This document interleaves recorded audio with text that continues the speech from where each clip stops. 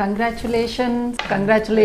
Sperm count 0 and testis failure లోకి వెళ్ళిన తర్వాత కూడా సక్సెస్ఫుల్ గా ప్రెగ్నెన్సీ ఎలా వచ్చింది అనే దానికి వీళ్ళిద్దరిది కరెక్ట్ ఎగ్జాంపుల్. సో ఈ అబ్బాయి నా దగ్గరికి 5 years బ్యాక్ వచ్చాడు.